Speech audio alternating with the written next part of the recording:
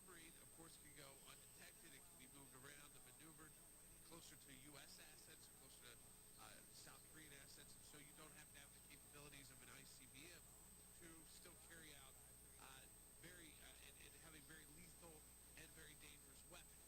And the fact, again, the testing of these weapons is always a sign to the world.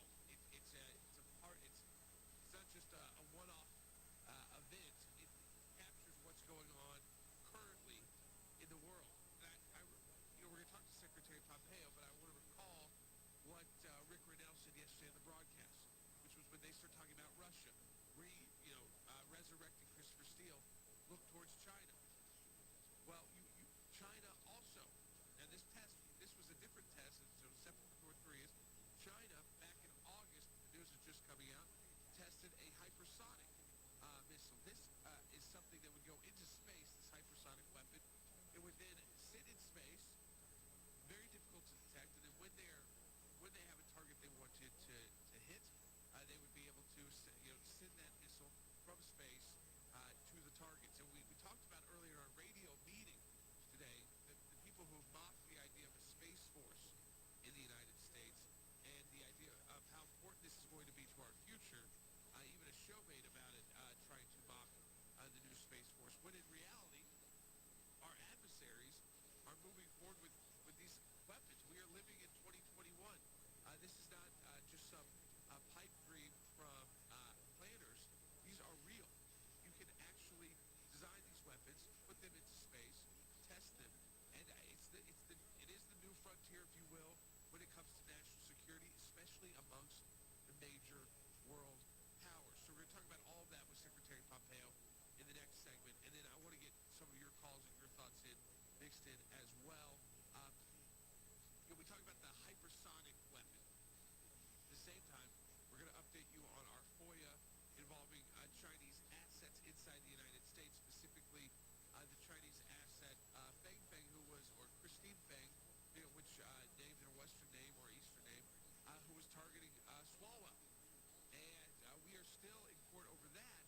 The interesting issue there that we'll discuss, because the FBI asserted a privilege different than all the other agencies that we asked to get this information on about these assets, because we thought it was important. If they are targeting, as we know, members of Congress, if they are targeting academic institutions, to what extent did private institutions also need to be aware? And that could be your business or the company that you work for, the school your kid goes to, the school you work for, so or your grandkids go to. So that FOIA as well. That's all coming up on Seculo today. This is breaking news. Of course, South Korea, they've put their National Security Council in place because of this action by North Korea. We'll talk about all the ramifications of this with Secretary Pompeo next, and we'll bring in the team as well. You want to talk to us on air, it's 1-800-684-3110. Here's what I think is the big problem here, and if you agree or disagree, let us know. It's that we just seem absent from the world. We're not flexing our muscles at all. We look weak out of Afghanistan. There's more news out of Afghanistan as well. And we look weak when it comes to these missile tests, because it just seems like our military, our capability, at least publicly, isn't there. The challenges facing Americans are substantial at a time when our values, our freedoms, our constitutional rights are under attack. It's more important than ever to stand with the American Center for Law and Justice.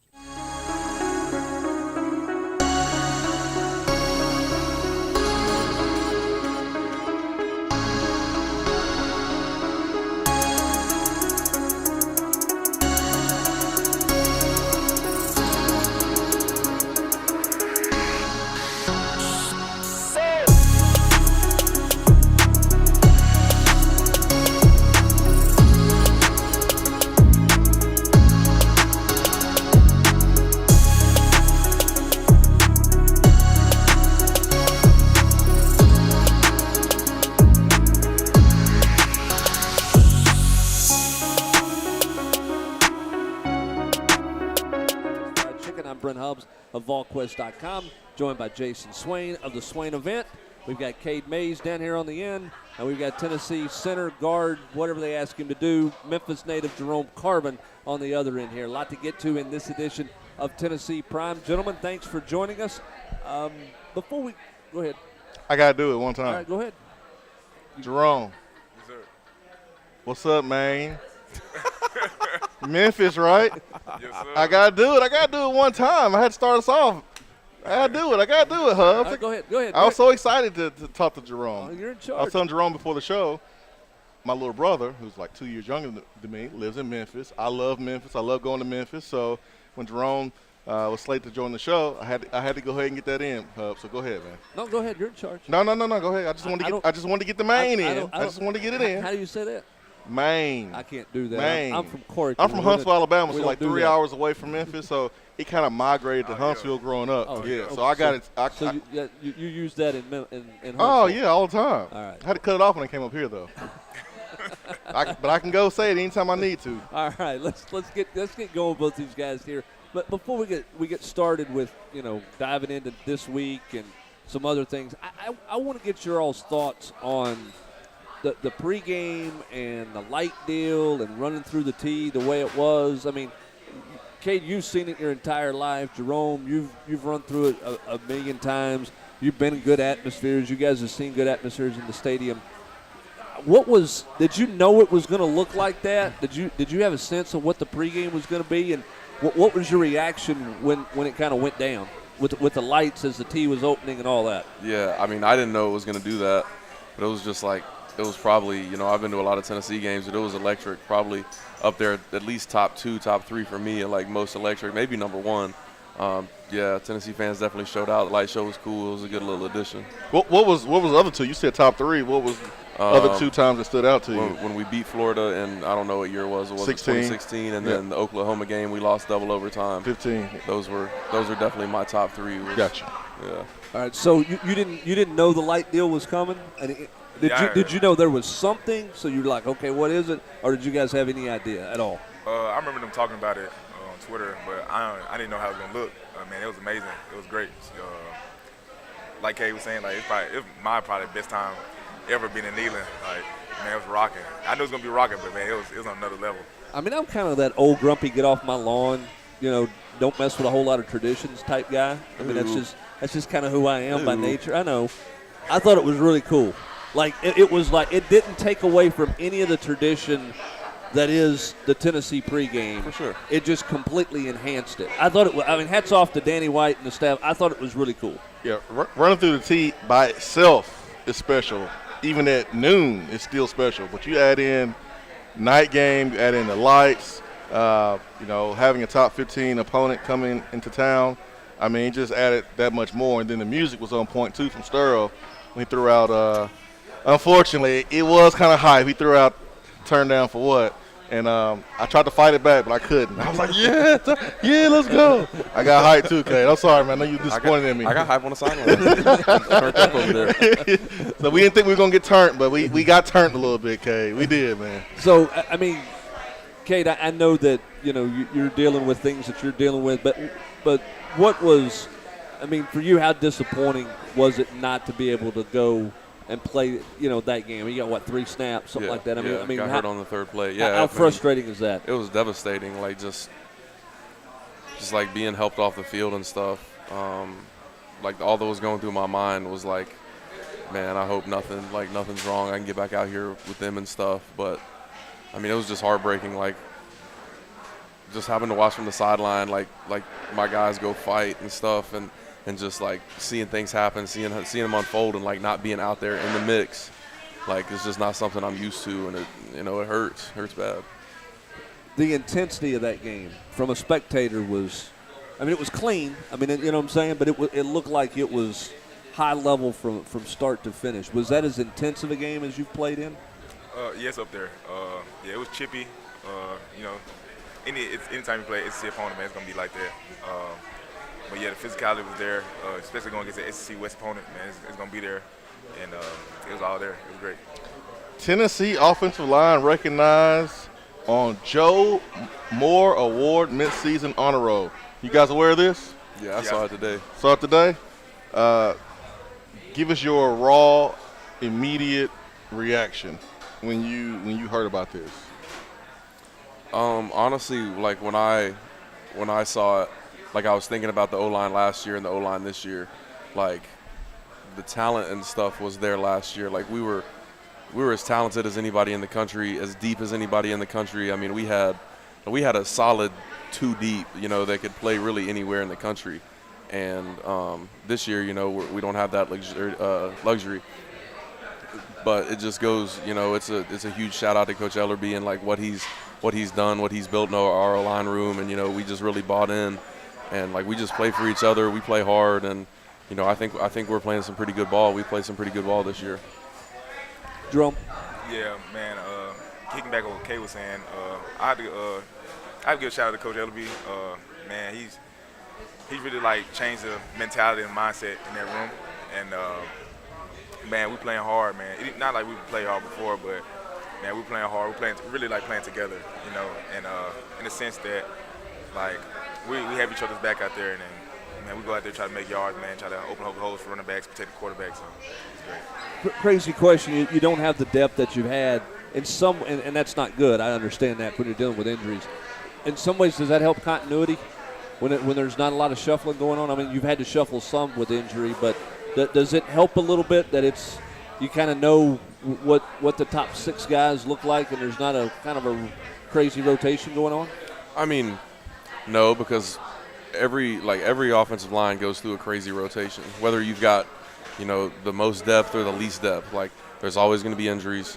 There's always going to be stuff that happens. So like no matter what your offensive line room looks like, you're always going to be shuffling people here, shuffling people there, and like getting different people in different spots. So there's never really any continuity playing O-line.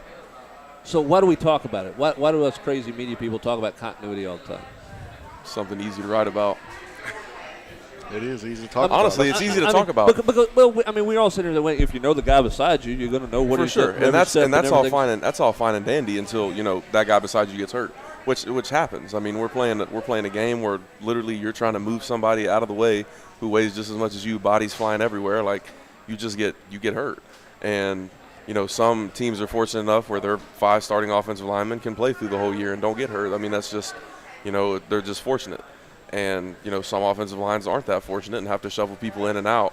So, I mean, if you're fortunate enough to have that continuity throughout the season and play all 5 guys at one spot the whole year, like that's a dream. That's what everybody wants. I mean, every offensive line coach wants to know who his 5 guys are. Every offensive coordinator, head coach, when you've got those 5 guys in place, then, you've got that continuity. But it's just not really realistic, in the SEC, NFL, college football in general, really even high school. Like, there's just a lot of injuries that happen in this game.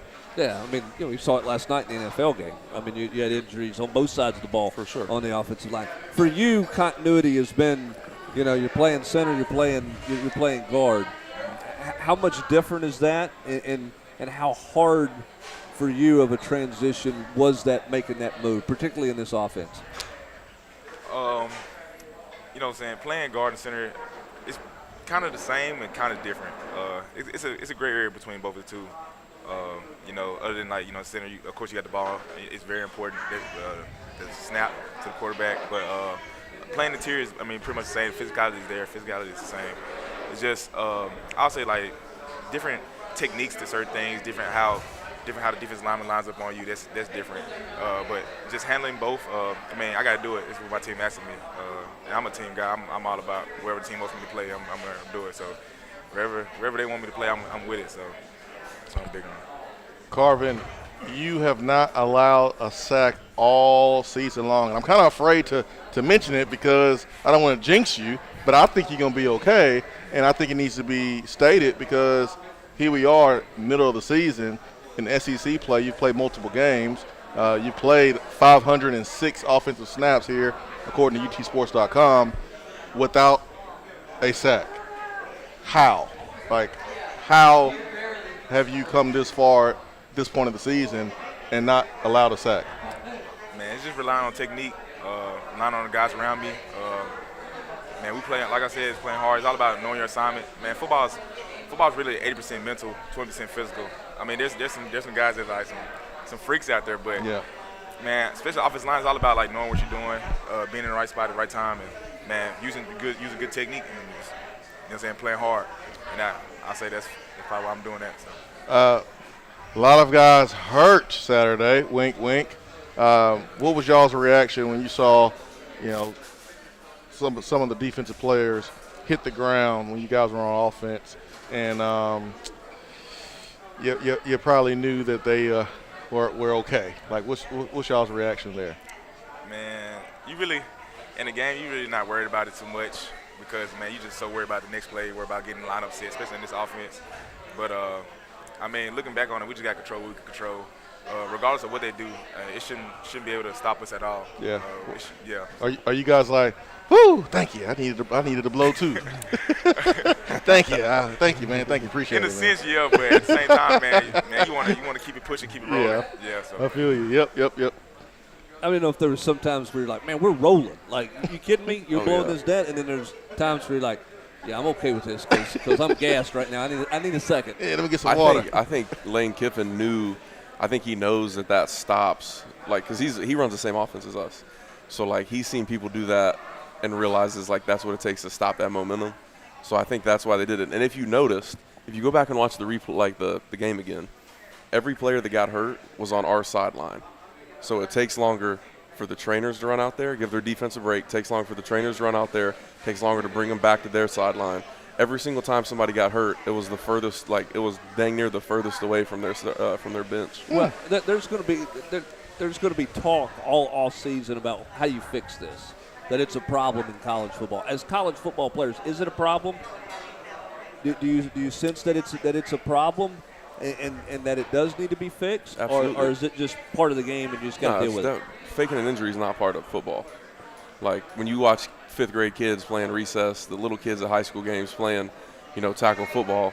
There's nobody out there faking injuries. That's not how you play football, and it stops the game. It limits the other team from doing what they're doing. If you can't stop their offense, that's on you. You know what I mean? Yep. Like, faking injury is never a part of football. It shouldn't be in football because when somebody actually gets hurt, like it takes away from someone actually getting hurt. Then someone over there, looking at the sideline and them saying get down and him falling out like he's been shot. Like it doesn't help the game at all, and it just takes away from it.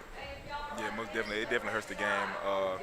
And it's kind of like a competitive advantage for the other team, like Kay was saying, like it gives defense time to rest, getting the right call, getting the right alignment, and like and the right substitution. Yeah, like that's not football. Like that's not realistic.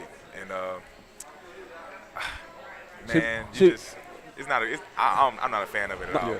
My belief is that one way to combat it is you can't substitute other than that player. So if there's a stop in action for an injury, the only person that can come off the field is the guy who got hurt. So you can't rotate three defensive linemen when the corner has a cramp. Yeah. And that player has to sit out the entire drive. Yeah, I'm not as big on that. I agree with that. I'm not as big on that. Entire drive? I agree with that entire drive. What if you get the wind knocked out of you? Well, you better get up and start sucking it. Hey, you better get up. Yeah, you better get up and go, man. Get to the locker room or get to the sideline. You better stand up and you better start breathing because But here's the other thing with that. Here's the thing. What if you do it on third down? Because that's when you want to make the substitution, right? Yeah. You want to get the sub package in on third down. So if you do it on third down after the second down play, you're going to sit out one play. How's that helping anything? Same thing you're doing now, right? Hey, the other team, offense will get the ball by that point.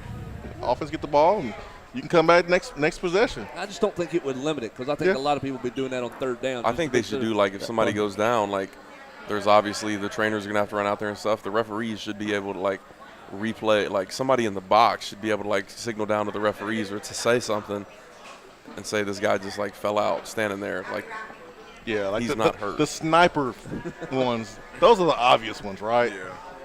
Yeah. I've had my fair share of cramps. When you play football in the South and it's August, it's hot, so you're gonna cramp up. So like what a calf cramps look like, and the muscle flexing, right? Man, I was watching from the stands, Hubs. Muscle looked normal. It looked normal from my view. and it's obvious. It was obvious. You had the sniper fallout, and then I look at the muscle. Muscle wasn't flexed at all. It's just to this point, and it's been going on for years and years and years. It's just now that it's just obvious and blatant.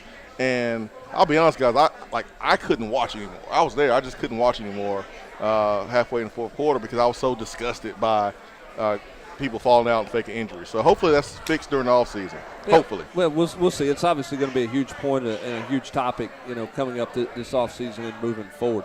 Let's talk about Jerome and Kay. Let's talk about this team and this week.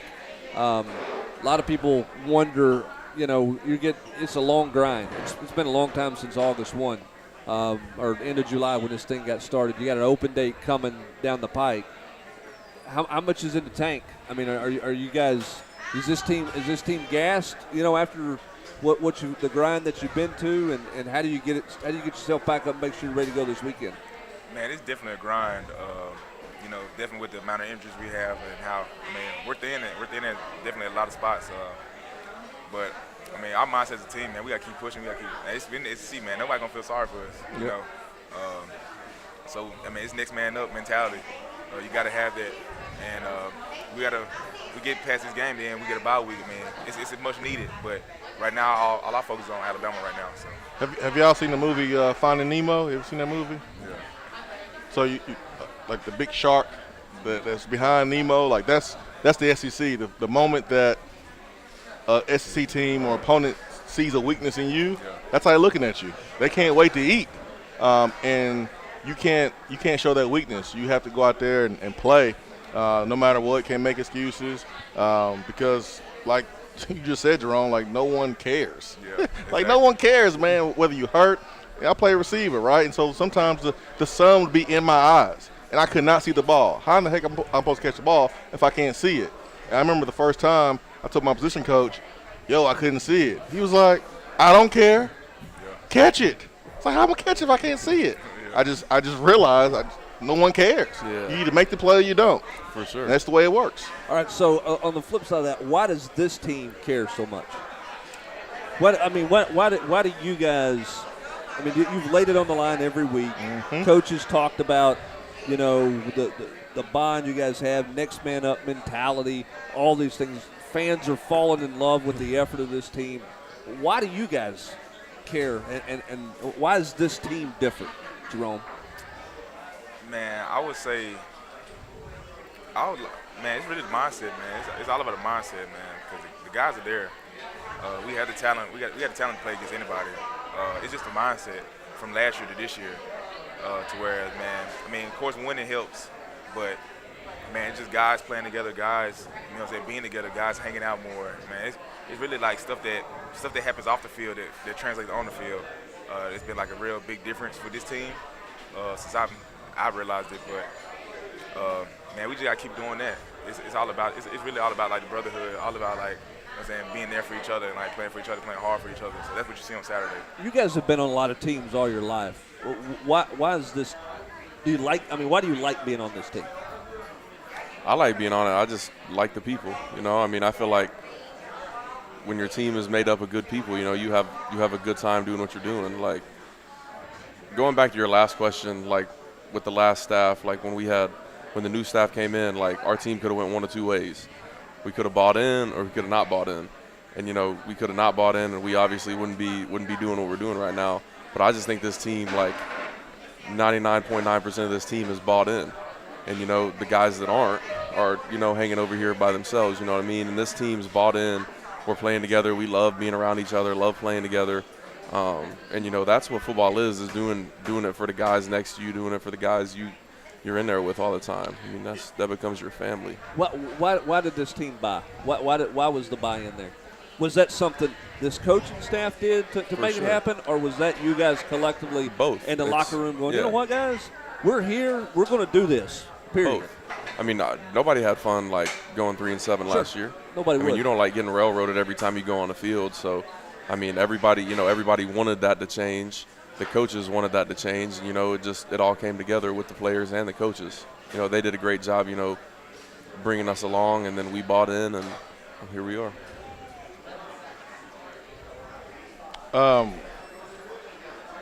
We see it. We notice it. fans see it, but also the recruits see it, right? They see when they come into the locker room, when they're around the complex. You guys have been recruits before, and you can tell whether the culture is positive, if it's healthy, or if it's not when you go to a campus. Have you guys been able to, chop it up with any of the recruits? And if you have, what's been y'all's message? Really, man, it's just the bond, man. It's all about the bond. You know what I'm saying? Football's gonna end one day, and man, it's about making those long-lasting relationships. You know what I'm saying? Like the O-line. Like the O-line probably one of the tightest groups on the team. And it's for many reasons, but man, it's all about man, making your long life friends.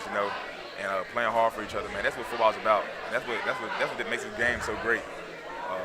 And you tell the recruits that, and it shows, So that's what I probably try to tell them most of the time. If you guys could go back and tell yourself, give yourself some advice, not about what school you picked. I'm not talking about that, but advice about what to look for in the recruiting process, what to value in recruiting. Jason, you can answer this too. If you could go back and tell yourself, hey, value this versus this, or don't get caught up in this, or whatever, what would your advice be to yourself, and is that the advice you give to others? My advice that I'd give myself was really the advice that I gave myself coming out. Like, where are you comfortable? Like, all these schools, one of them might have, the nicest facilities or, the coolest things around. But, if you go there and you're not comfortable, like, where you are, not comfortable with the people you're around, then, it's obviously going to be hard for you to, want to get up in the morning and go do what you're doing, because college football is a grind. And, just go somewhere where you're comfortable, where, you're going to be happy with or without football. And that was something I told myself, when I was coming out. What about you? Yeah, a lot of things what Kay said was true. Like, man, just being comfortable where you are, man, seeing how the guys in your room communicate and interact with each other. It's huge, because that's the guys you're gonna be with for the next 4 to 5 years, And that's why I probably tell myself, if I could do it over again, that's why I tell them, like, man, just look at the room, look at the guys you're gonna be around, hang out with those guys, see how they are, You can't deny your heart. Oh man, you're telling yourself in your head, like, yo, I like this, but your heart's like, no, you don't. You like this, you care about this, and that's how it was for me. Like, I liked that Nike in Michigan, like that blue, that maize, I didn't like Adidas, man. I was like, ugh, man, Tennessee, Adidas. But when I came here, my heart was like, this is home. Like, I felt at home. The guys that I was around, my future teammates, the coaches, like, I felt home, and you just can't deny it. Like, your heart's always going to tell you what you need to do. And if you follow it, more times than not, you're gonna be okay. Which makes, I think, it interesting that this team has the bond that you have, because there's several guys who are contributors and big factors on this team that didn't even get to go through the recruiting process, that they picked Tennessee without ever seeing it, without ever hanging out with any of you guys. yet you guys have seemed to gel and blend. And I know not everybody's in that boat, but it seems like everybody is just kind of, it's harmonious, Where it wasn't guys who made 12 trips to the school before they decided what to do. You know what I mean? Yeah, for sure. That's a credit, I think, to the locker room and to what you guys have built, and what you guys are holding to expectations and what it's supposed to be like, because it's been unusual in recruiting for everybody the last little bit. But plenty of that to talk about at a later time. When we come back on the other side of this break, we'll talk a little bit more about playing the Crimson Tide, what that's like, and what to expect this weekend, and kind of where this team is moving forward heading into this week's game against Alabama. That's coming up next here on Tennessee Prime, coming to you live from Gus's world-famous fried chicken.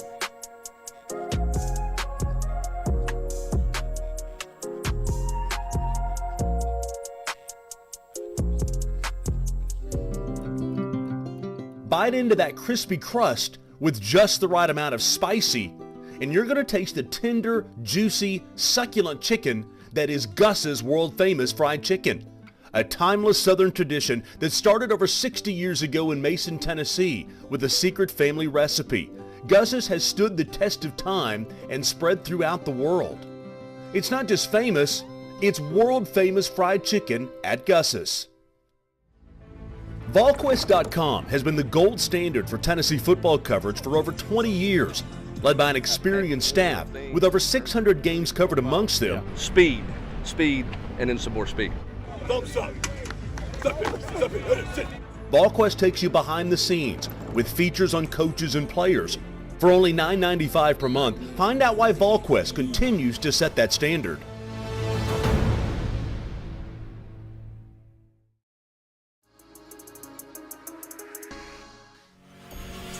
Ever wonder what the best source of Tennessee and college football talk is? Tune in to the Swain Event every morning from 7 to 10 a.m. You can listen on the Swain Event app or catch the live stream on Twitch, Twitter, YouTube, or Facebook Live. If you can't listen in real time, it's all good. Just click on the podcast icon in the app and listen at your convenience. Get all the information on the Vols all year long with the Swain Event. You will not find a better mix of Big Orange news and opinion anywhere else. Fellas, when it's time to freshen up that wardrobe, there's only one play to make, and that's to go see my friends at Mark Nelson Denim in downtown Knoxville. Find the latest in small batch denim in the heart of Knoxville. Denim isn't all they do though. Mark Nelson also does custom suiting and blazers. Let your personal style shine with Mark Nelson. If you don't have time to go shopping for yourself but still want that fresh look, then sign up for the NN Society. Let the experts handle the shopping and get $300 worth of merchandise for just $150 every other month. That's 6 times per year to keep you looking styling every day. Let Mark Nelson Denim help you be the best you, because when you look good, you feel good. Go to marknelsondenim.com.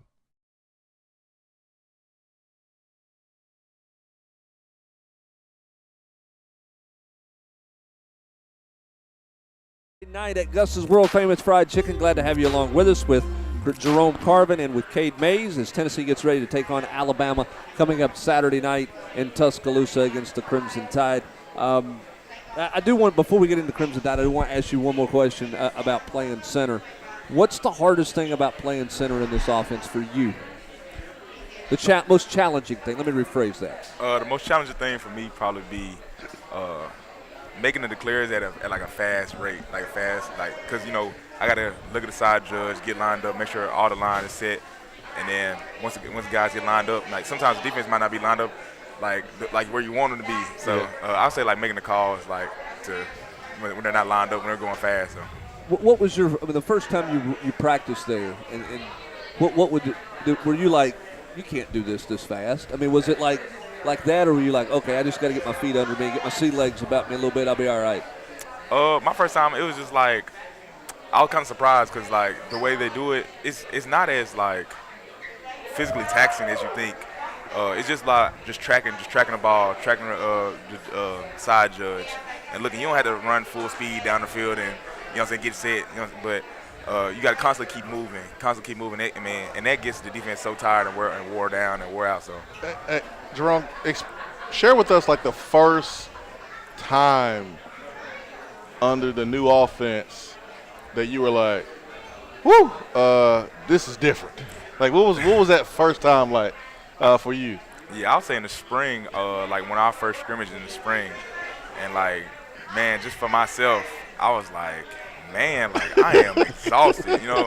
I'm like, man, this is crazy. But like, man, I am beat. I looked over at the defensive linemen, like, and they like hands on their heels, they breathing, sucking up air. So I was like, well, hey, they're more tired than me, so. Oh man, that's hilarious. That's coming from a man who's played 505 snaps this year, and the pace of this offense. 506. Excuse me, I shorted him a snap. I mean, that's 6 without a sack. That's pretty. I mean, and Kate, jump in here too. I mean, how do you recover? You know what I mean? How do you recover from play? Because I was talking to Matthew Butler this week. He played like 80 snaps or something, which is crazy for a defensive tackle. But I mean, how do you recover? What's Sunday, Monday look like for you? Man. I mean, do you move on Sunday? I mean, are you just like, I'm parked, I'm done? Man, you got to live in that training room. That's all I can really say. Man, just take care of your body. It's physically taxing because you're going at a fast pace, but you're playing physical.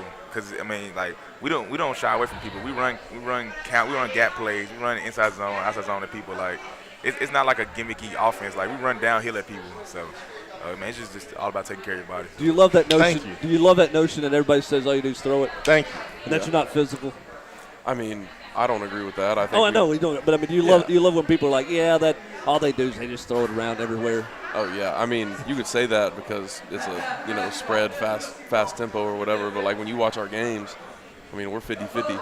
Like we're running the ball, throwing it when we need to. But I mean, we want to establish our run game early and then throw it off that. Like that's where all the passes come from after our run game's established. I think y'all running it at like 60 plus%. Yeah. Last time I heard. Yeah, I mean, we have a plethora of runs, like a lot of different schemes, a lot of different looks. Like our run game is really deep, and it really just opens up the passing game. I kind of like it that. Like the Missouri game, how many times we throw it in the Missouri game?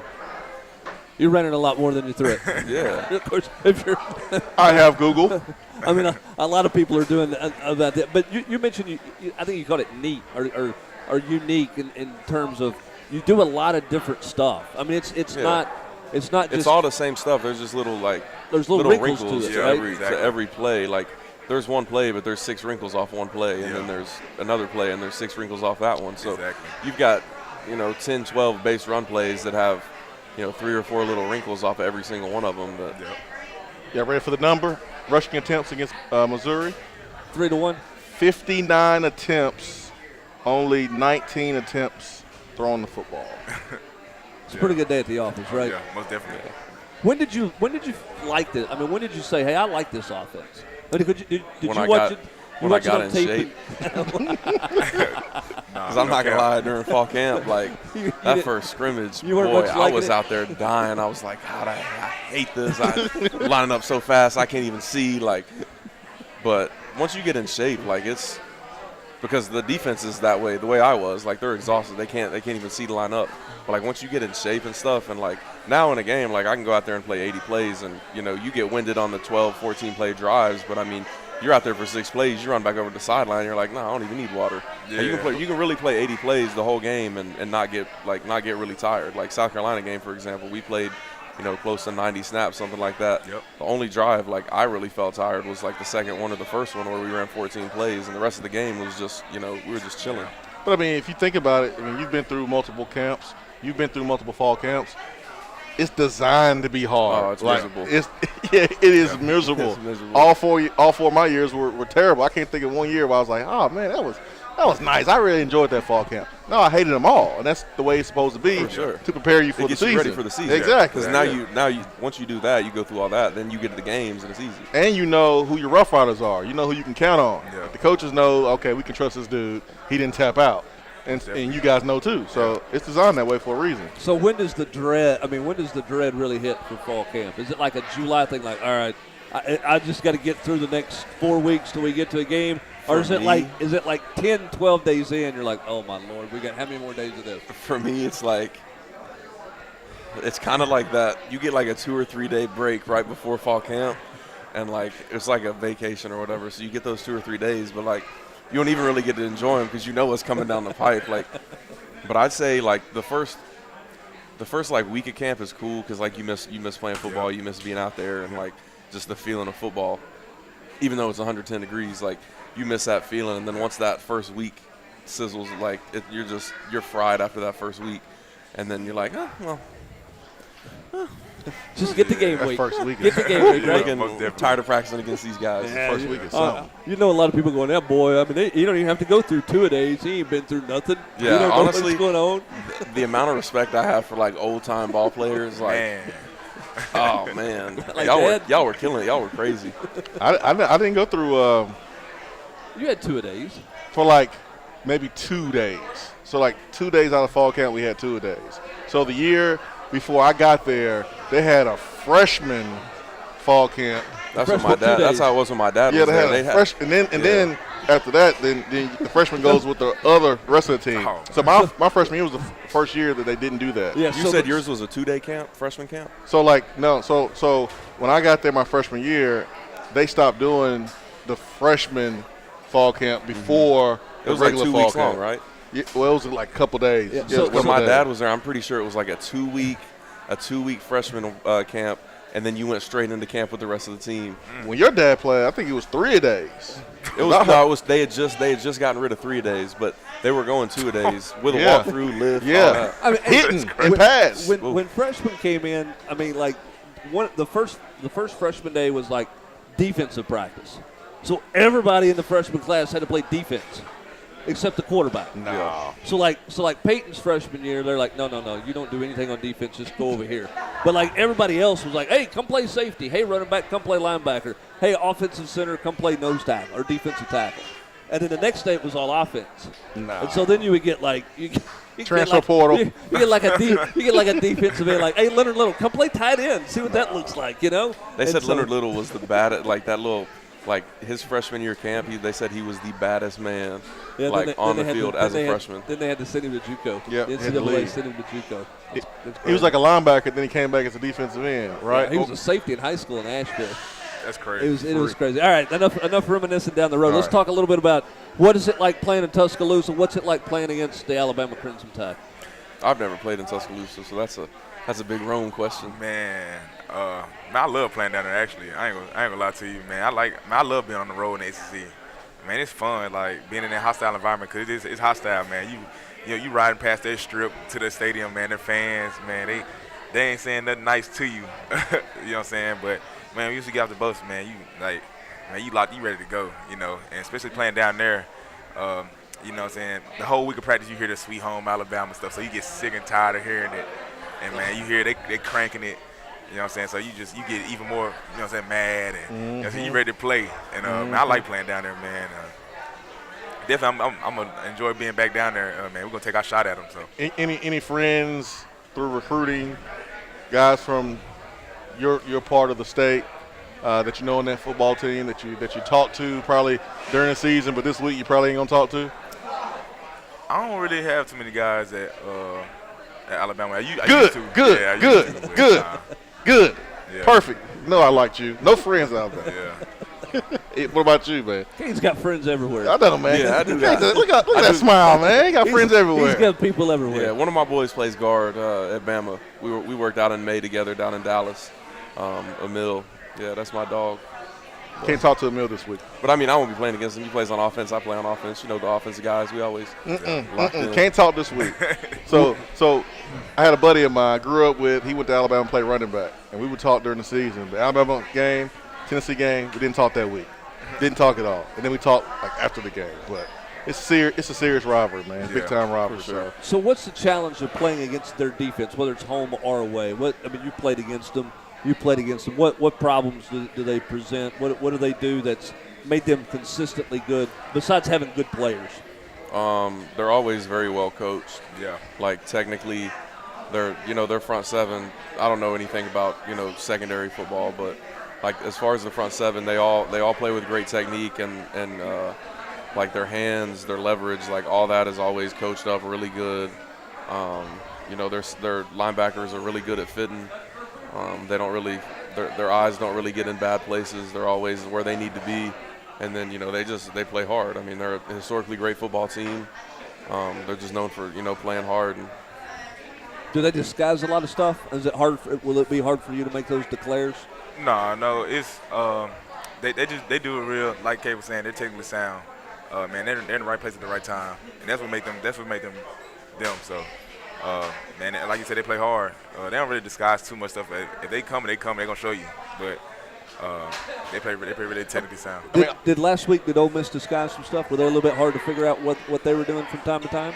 Not really. They were more. They're more like they played like with a star fitter. So they had like 6 DB. They was in dime pretty much the whole game with 2 true linebackers out there and 3 down linemen. So they play for more like they try to make you snap the ball again. They try to make you have long drives like. Make you push it down. They're not gonna give up the deep ball, Yeah. So you got to run the ball on them. So that's how they play. Alabama obviously beat Ole Miss pretty good, but early in that football game, Ole Miss was able to move the ball, and I think it's good that you look at Tennessee's offense and look at Ole Miss offense. Kay, you had mentioned earlier that there's some similarities between two offenses. with Tennessee and Ole Miss. I feel like you guys will be able to pick up some things from the Alabama-Ole Miss game that may be able to help you. Obviously, you don't want to do the same thing Ole Miss did, or you get the same result. But do you guys feel like you'll be able to pick up some things from that Ole Miss game, considering they do the same thing offensively as far as with the tempo? Oh yeah, no doubt. And like historically with Saban's defenses, those type of defenses, man, they communicate and check a lot. And man, we can get them in a lot of fits with like movements, parts, motions, stuff like that. Like, and that's historically how their defense plays. So, man, you move, especially you move at a fast tempo. They look to the sideline, getting the call, and trying to play. Man, it's gonna be tough for them to do it against a high tempo offense. So Yeah, and piggybacking on that, like Saban's defense is also like they love bringing in a third down package, like the rest of the passer. And I don't see Saban, being a coach is going to fake injuries and stuff. Like he's not going to have his players out there laying on the ground faking injuries. So getting that third down package out there, if our offense can keep the tempo going and keep their exotic rush packages off the field, I mean that helps because when you get in third and long and there's bodies everywhere and you don't really know which way to go, which way to turn it, which way the blitz is going to come from, then it makes it a lot easier when it's just a base 4-down look and they're bringing blitzes off that.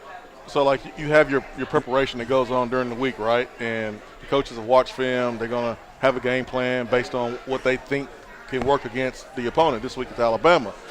But then you get into the game, and sometimes it's totally different than what you worked on, right? Yeah. And now you have this different game within the game, which is the adjustments that take place on the sideline.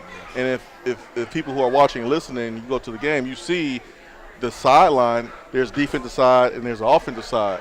Yeah. So, like, how important – is the in-game adjustments for you guys getting to the sideline after either punting or scoring a touchdown, and then getting with your position coach or the offense coordinator and saying, okay, what we worked on, guys, scratch that. Yeah. They're doing this now. This is what we're gonna do. How often has that happened this year for you guys? Oh man, every game, man, every drive, that's probably the most major thing that happens in the game, man. Going back to the sideline, relaying what you saw out there, and fitting back off it. Man, it's so important. It's like because the team ain't gonna run. They're not gonna stay in the same stuff. They're gonna do something different. Yeah. So you gotta adjust to it. And man, I feel like that's where our success comes from, man. Just being able to communicate on the sidelines, telling people what you saw, and communicating back, seeing how to attack it. So, is that just from experience? I mean, is that one of the reasons why that's worked so well? Is because you've played so much that you guys can have that communication with Coach Ellerby and it's like everybody can get on the board a little bit. You know what I mean? Yeah, like, hey, Coach, I saw this. Yeah. We need to look at doing this. Yeah, because sometimes, sometimes we'll come over there on the sideline, and he'll say what they saw from the box. Well, they can't see, whether he was in a 4-eye or a 3. Exactly. Like if he was lined up on my inside eye, or he was in a 3 technique on the guard. So like just correcting that, getting those things, done. It's a cat and mouse game. Like the defense is going to check to what they're going to go over there and they're doing the same thing while we're over there writing stuff down and checking stuff. They're over there doing the same thing, thinking about how they can do this something different the next drive. So it's just a game of cat and mouse back and forth. What's it feel like when you line up and you got them? I mean, you have those moments where you get down and you're like when South Carolina lined up, they ran odd front one play of the whole game. We took it for 50 yards for a touchdown. Like I knew when we came out there, and I saw their little coach. He was throwing up the threes, and I was like, I looked out there and they had a nose guard right on the ball, and I was like, we gotta thrax them. Yeah, got it. Let's go. I mean, that's got to be a great feeling, right? Wonderful feeling, man. Especially on a tone-setting play like that, running counter at them, like downhill, man. It's amazing. Especially the O-line, man. That's what we like, man. So. Heck yeah, man. For you guys, how satisfying is it when you see defensive linemen suck and win and you're not? Because, like, okay, you mentioned that you're having to block guys that are the same size as you, that's just as strong as you, but you're running your offense, but you see them struggling. But you're standing up tall and you're breathing normal. Like, what's that feeling like? Man, it's a wonderful feeling, man. It gives you – man, it's intimidating to the defense, because man, they suck and win. They can't think straight. They can't line up straight, man. You line it down fast, you ready to go. And man, it's tone setting, and it's what this offense is doing, and that's what it's made to do. Let me ask you guys this. Obviously, the end of the game is what it is. Last week against Ole Miss, several of your teammates went to Twitter and publicly thanked the fans for showing up and showing out And I think you guys have shown the fans how you feel about Tennessee, about how you play. Y'all playing y'all butts off. Y'all giving y'all all for Tennessee. And I think that's what the fans, that's what they want. Of course, they want to win every game, right? Absolutely. Yeah. But they want to see you give your all for Tennessee, and that's something that y'all doing. I think the fans came out Saturday to show y'all that they appreciate that. No doubt. And so if I ask you guys kind of what would be your message now that you have the microphone and you have the floor, what would be your message to the fans about how they showed up Saturday for you guys and it was loud and, man, broke some decimal records and really gave you guys a home field advantage? Yeah. Tennessee fans have been waiting for a game like this. You know what I mean? Like, they've been waiting a couple years. Last year with COVID, obviously. Just waiting for a night game, you know, where, you know, all the Tennessee traditions, the Vol Navy, you know, tailgating, like, all the stuff really comes together. Like, Tennessee fans love night games. And, you know, they were waiting for a big game. You know, I mean, we're playing really well, obviously. So, you know, I mean, they came out and, you know, they did their thing. Like, that's how I remember Tennessee games being, like, when I was growing up. Like, it brought me back to, like, the nostalgic, like just love going to Neyland Stadium, like, Saturday. Like, you were pumped up. Like, you woke up at 8 o'clock in the morning, you were like, let's go Tennessee football today, and you went to the game. That's what it brought back to me. Like, the whole Vol walk, man, I was turned up, just goosebumps. Like, it was everything that I remembered. And, you know, I feel like we kind of got away from that for a little bit with COVID and stuff. And, you know, Tennessee fans, you know, just always show up, always show out. But that was, you know, it was crazy. It was awesome. Yeah, man. Man, it's amazing what our fan base has done, man. What they're doing, man. They're rowdy, crazy, man. We love it, and that's Tennessee football, man. They show up and show out for Tennessee football, and man, like it's those things, just man, packing it out, man. Night games, like man, like you said, they broke the decimals, man. That truly gives us a home field advantage, man. And it's really like for opposing teams, it's hard to come in and play and man, regardless of who they are. And so, man, like Vol Nation is man the best fan base in the country. So that's what's up. I won't toot my horn too much here. I don't do it often, but I will here. Beep, beep. Because I think you, Hubs, and myself have a pretty good pulse of the fan base. You know, I talk to them every day. Hubs talks to them every day, either directly or indirectly. And I know that they are appreciative of how you guys represent Tennessee and how you play, how you carry yourself, and they behind you. So I just want to let you guys know that right here, right now, so you can hear it face to face. So, and just keep doing what you're doing, man, for sure. That's a likable team because of the way you play and the pride that you guys have played with. And I think Tennessee fans have been looking for that. I think there was some, you know, we'll wait and see kind of approach because they've been through a lot. But you got a lot of people jumping into deep waters in a hurry. And it's because of the way you guys have conducted yourself, the way you guys have played and the effort that you've played with. And nobody's into moral victories. You guys aren't into moral victories. That's not what this is about.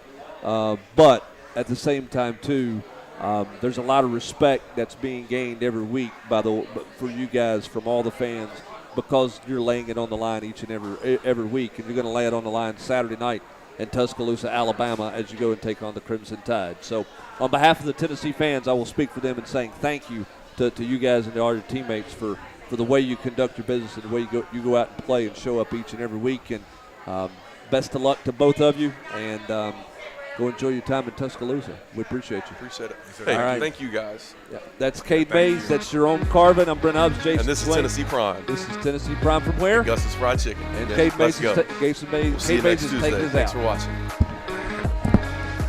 Drop that mic. Drop that mic, Cade. Drop that mic.